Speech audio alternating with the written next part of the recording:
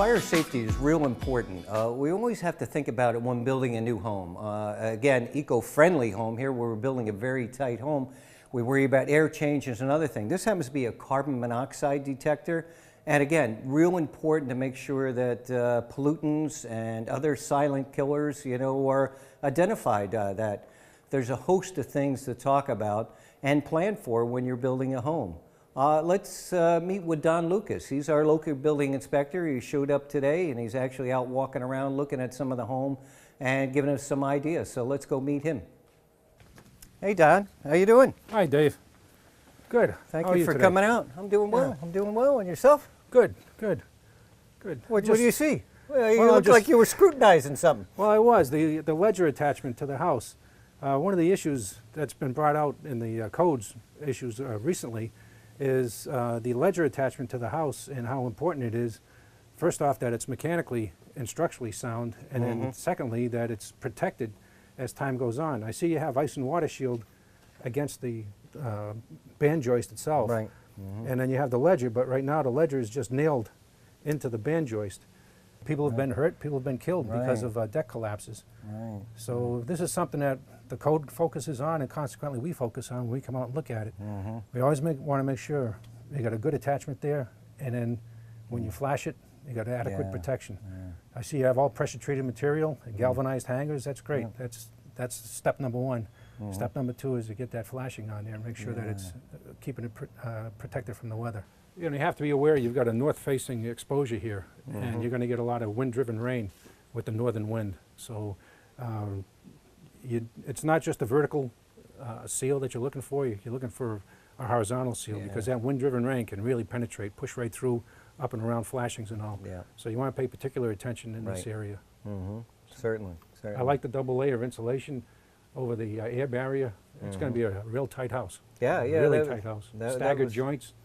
Yeah, I just brought along a carbon monoxide detector, Don. It's something that you come across all the time, and certain areas of requirement. But maybe you could walk through us in the house and tell us some of those locations that you think are most critical, as well as code-related areas for smoke detectors, carbon monoxide, and stuff like that. Give us some input. If you have any kind of fossil fuel burning appliance in the house, even if you have an electric heat house, but you have a gas stove, for example, the code requires that you have a carbon monoxide detector located in the house. Carbon monoxide is known as the silent killer. People, there's no warning. You get a little groggy, you fall asleep, and you just don't wake up. Dave, not only am I trained as a building inspector and certified by the state, but I'm also a member of the local fire department, and I really look at things with two sets of eyes. I got a perspective of whatever the code requires, but then I also have the benefit of being there when someone does suffer a casualty loss, and to see the results when something goes wrong and something was not planned or constructed or operated properly. So safety is prominent in my mind. Well, good. Well, let's take a look around and give us some input here. Dave, the code requires in new construction that you have an AC/DC smoke system and carbon monoxide system. So in the planning stages here, I see you haven't really started the electrical work on the first floor yet. So now's the time to think about where you want to place your carbon monoxide detector and your smoke detectors. We just passed by the garage. The code doesn't require a detector in the garage, but it's a good idea if you have a heat detector in the garage that's wired into your system too. You got to remember the code is the minimum. I mean, that's all I can require you to do is the absolute minimum. But I can, as a friend and as a fireman, as a building inspector, I can tell you it's not a bad idea to go above and beyond the minimum. I know you've done that with the framing, you've done it with the insulation. You want a heat detector in the garage. You don't want a smoke detector because fumes from the car or your lawnmower or even dust if you're working on some power tools out there will set the thing off, and you get a nuisance alarm. And another thing people will do, you have this beautiful cathedral ceiling in this family area, and some people locate the smoke detector very high up, figuring that the smoke is going to rise and it'll enunciate based upon that. But then you run the risk of how do you get up there to service it if you need to replace it. The new units now have 10-year batteries, but in 10 years, someone has to get up there Right. and replace that battery or replace the unit. Right. So, you know, let's be practical about it. Let's put the detectors where we can see them, where we can get access to them. Well, hey, that makes me think. You know, we have fire extinguishers around here, and you know, just kind of looking at it. And the question is, you know, what size and locations do you suggest fire extinguishers in homes? Well, first off, I got to say, I am impressed that you have an extinguisher here because you're in construction, and this is a great time. Pardon the adjective here, but I mean, if you're going to have a fire at this point can be very overcoming because there's nothing to stop the fire. This is open framing. Fire would spread through the house here in a matter of minutes, and so it's great to see that you have an extinguisher here. Well, what kind? I forget. Is there ratings or sizes? Yeah, or anything like what that? they call an ABC extinguisher, which means that it'll put out a small combustible fire, or it'll put out fumes and or burning liquids.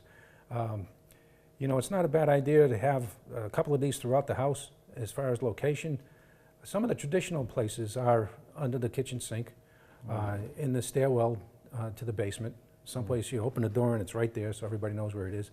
And another good spot is, especially for a larger extinguisher like this, where you may have need for it, a lot more power, is out in the garage, hanging right by the garage door from the garage into the house. Oh, okay. And an advantage of having it both in the stairwell and in the garage door is that, you know, you walk by it, so you got a mental note, you know where it is, but you can also check the gauge, because over time, the charge might slowly deteriorate in the extinguisher. Right. So as long as the needle is in the green, you know, it's an active and operating fire So extinguisher. that's actually good to have in a visual location. Yeah, something under you the- can do kind of a check on it as you walk by, a mental note. And Under the sink, you might not think, when you open it up to get your cleansing fluid or whatever, you might not think to look at it, but open up the basement stairs where you have the light switch, right aside of the light switch, you can check and see again. Okay, good And another thing is, these things are fairly inexpensive,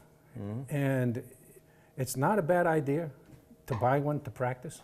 You know, they're like $20, and you know, does your wife know what to do with it? Right. We You know, assume we do. Do you know what to do with it? You know, start a little fire, a little trash fire outside, and buy one of these and sacrifice it. Bring it outside and experiment with it.